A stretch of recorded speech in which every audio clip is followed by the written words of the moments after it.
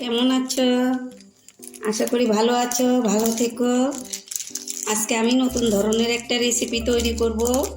সেটা হলো স্লাইস দিয়ে, এই স্লাইস দিয়ে আর দুধ দিয়ে আমি একটা রেসিপি তৈরি করব। কিভাবে তৈরি করি তোমরা আমার সঙ্গে থেকো, দেখতে থেকো। খুব মজাদার একটা রেসিপি হবে।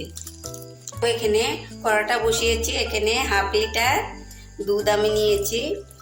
এই দুধটা দিয়ে আমি একটা ক্ষীর তৈরি করব। এতে জাল হতে থাক। এখানে দুটো এলাচ থেতো করে দিলাম।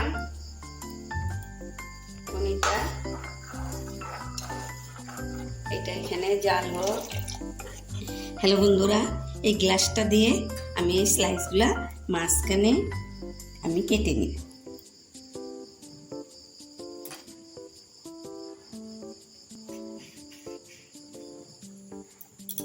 এইভাবে আমি কেটে নিই। এইভাবে কেটে দেখো, এগুলো আমি কেটে নিয়েছি।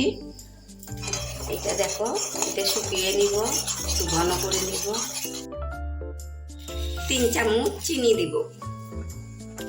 আমার দুধটা শুকিয়ে গেছে।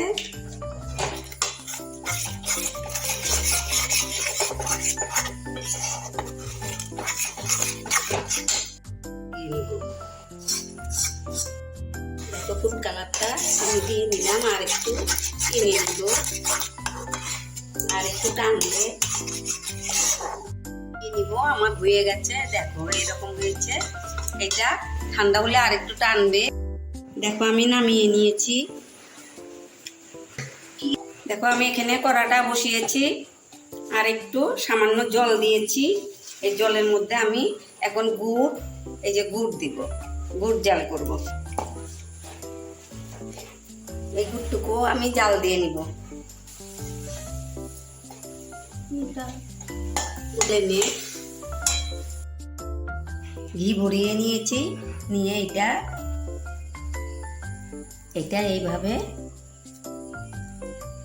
আমি করে দিব। এটা এইভাবে দিব, আরেকটার উপরে এইভাবে লাগিয়ে। দেখো এইভাবে চিপে চিপে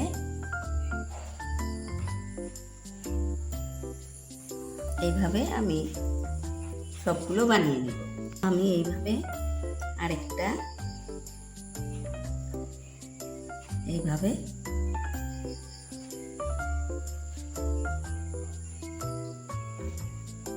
তো এগুলো আমার হয়ে গেছে। এইভাবে আমি এইভাবে বানিয়েছি।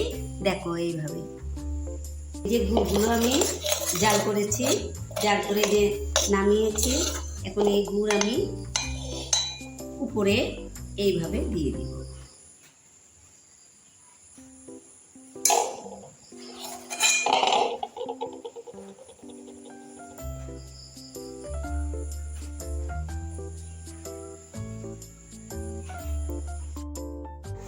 দেখো আমি স্লাইস দিয়ে এই রকমের ক্ষীর দিয়ে এই রকমের একটা মিষ্টি তৈরি করেছি। দেখো এইভাবে স্লাইস দিয়ে, দুধের ক্ষীর দিয়ে, এইভাবে দুধ দিয়ে এইভাবে একটা মিষ্টি তৈরি করেছি।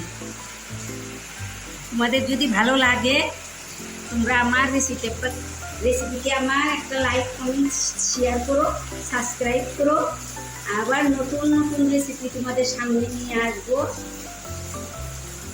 তোমরা আমাকে অনেক সাবস্ক্রাইব করে দিও, বন্ধুদের মধ্যে শেয়ার করে দিও।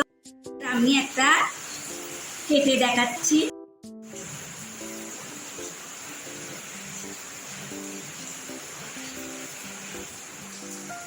দেখো এই যে এরকম হয়েছে।